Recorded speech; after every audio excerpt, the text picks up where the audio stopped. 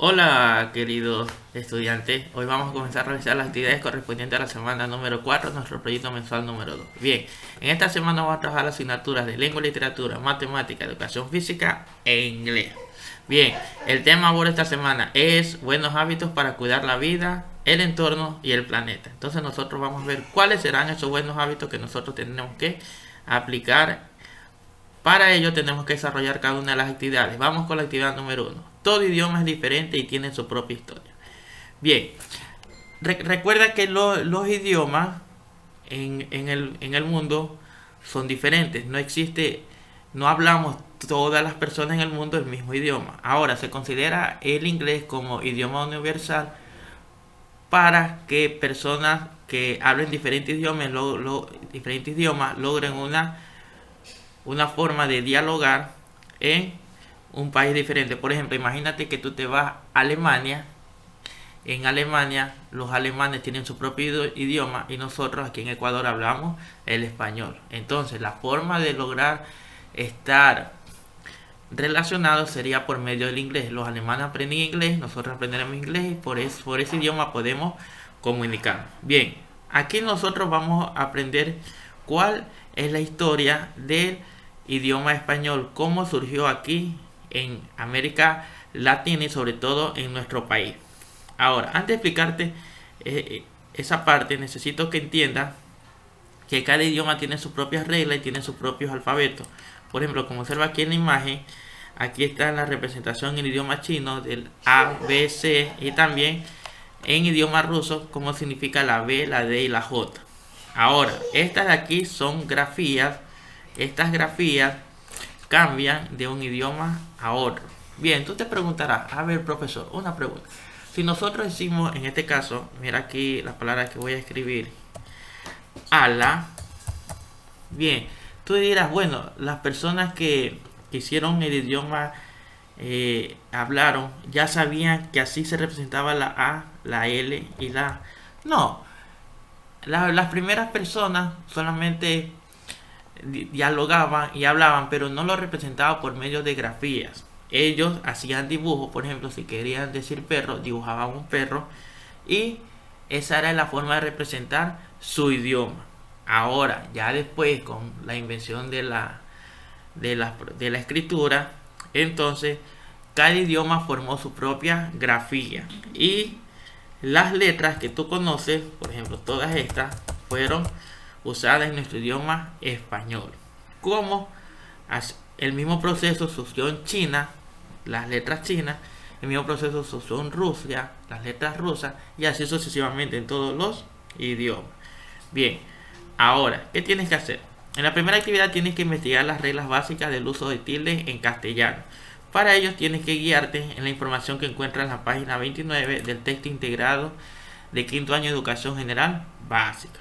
Bien, aquí están las reglas que se usan para las palabras que llevan tilde. Por ejemplo, la primera regla son las palabras agudas, ya, que llevan tilde. En este caso sería en N, S o en una vocal. Luego la otra regla cuando lleva tilde son las palabras graves que llevan tilde en cualquier consonante que terminen en cualquier consonante menos N o S, por ejemplo, césped, cárcel, etc. Otra regla que llevan tilde son las palabras esdrújulas, que llevan la tilde en la antepenúltima sílaba, todas se tildan sin excepción. Otra regla también son que las palabras monosílabas, por lo general, no llevan tilde, salvo algunas excepciones, ¿ya? Y aquí están las reglas generales que tú las tienes que escribir aquí en tu cuaderno. Las palabras de una sola sílaba se escriben sin tilde, existen algunas excepciones, ¿ya? Las palabras agudas llevan tilde cuando terminan en las consonantes NS y también cuando terminan en vocal. Las palabras graves se tildan cuando terminan con una consonante que no sea ni la N ni la S. Y las palabras esdrújulas y sobresdrújulas llevan siempre tilde sin excepción. Bien, esas son las reglas que tienes que escribir en tu cuaderno. Luego, tienes que escribir un párrafo para explicar la razón que en nuestro país se habla el idioma castellano, ¿ya? Ahora bien, te voy aquí a mostrar con un ejemplo para que tengas una idea de cómo tienes que crear tu párrafo. En nuestro país se habla el castellano por medio de la llegada de los españoles, que impusieron su lengua nativa para una mejor comunicación dentro de sus colonias de América. Por lo consiguiente, las lenguas nativas quedaron en segundo plano, muchas de las cuales desaparecieron durante la época colonial. Por medio de los procesos coloniales, las autoridades españolas exigían que los habitantes de nuestro país aprendan su lengua nativa, y así fue que se dio el empleo del castellano como lengua en nuestro territorio. Recordemos que nuestros antepasados, antes de la llegada de los españoles, no hablaban el español, hablaban el quichua y varios idiomas. Ahora, cuando ya llegaron los españoles, impusieron su lengua y poco a poco fueron erradicándose muchas lenguas de nuestros antepasados. Algunas sí han sobrevivido en la actualidad, pero muchas de ellas sí desaparecieron. Bien, luego de entender esa actividad, nos toca hacer la actividad número 2, que es la relación de orden de los números fraccionarios, en el cual nosotros tenemos que ver cuándo un número fraccionario es mayor o menor. Recuerda que en videos anteriores yo ya te he enseñado el proceso en el cual se pueden escribir los números fraccionarios. Te invito que revises mi canal para que encuentres toda la información. Bien, ahora aquí en la guía te proponen cómo tú tienes que compararlo, y sobre todo aquí en este canal te explicamos con ejemplos que te los voy a detallar a continuación. Bien, ahora nosotros en este caso vamos a comparar estas fracciones.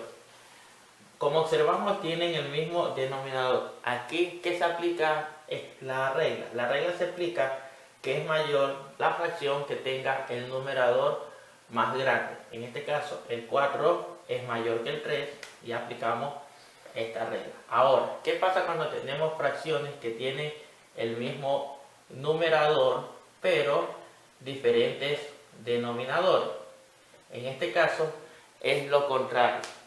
Significa que la fracción más grande es la que tenga el denominador más pequeño. En este caso, ¿cuál tiene el denominador más pequeño? ¿El 8 o el 5? En este caso el 5 significa 3 quintos es mayor que 3 octavos. Vamos viendo fracciones que no lleven esa regla. Por ejemplo, este tipo de fracciones ya no tienen el mismo numerador ni el mismo denominador. ¿Qué se hace? Como tenemos solo dos fracciones, lo que tenemos que hacer es una multiplicación en X e ir viendo cuál es la fracción más grande. En este caso multiplicamos 8 por 6, nos sale 48, que sería la primera fracción, y 4 por 5, 20, que sería la segunda. Entonces en este caso, como podemos observar, la primera fracción le sale 48 y la segunda fracción le sale 20. Entonces la primera es mayor que la segunda. Bien, luego que ya comprendiste cómo hacer las actividades matemáticas, nos toca hacer la actividad número 3, superando los obstáculos. Esta es una actividad de educación física. Entonces, ¿qué tienes que hacer? Tienes que hacer estos distintos tipos de ejercicios como especie de un circuito en el cual tú tienes que ir tirando una media, luego tirando un balón para ver en dónde cae en la canasta, luego por medio de unos tarritos ir pasando debajo de unos palos, luego tienes que usar tu equilibrio para ir cruzando de un lado a otro, luego usar tu flexibilidad para ir empujando un globo debajo de la silla, y por último tienes que ir brincando de un pie, saltando en el piso, usando estas líneas como puntos de partida y puntos de llegada. Entonces te invito a que hagas actividad física en tu casa, muy necesaria para que subas tus defensas de tu organismo. Luego tenemos la actividad de inglés, que en la descripción y al finalizar este video te dejaré el enlace para que la puedas visualizar, que como siempre con mi querido amigo Jorge te la explicamos. Bien, queridos estudiantes, esas son todas las actividades correspondientes al proyecto 2 del subnivel media para los estudiantes de quinto, sexto y séptimo año de educación general básica. Ya nos queda una semana y terminamos nuestro proyecto número 2. Recuerda que tienes que realizar todas estas actividades para que se las presentes a tu docente. Bien, queridos estudiantes, ahora que ya saben cómo hacer cada una de estas actividades, recuerden, manos a la obra.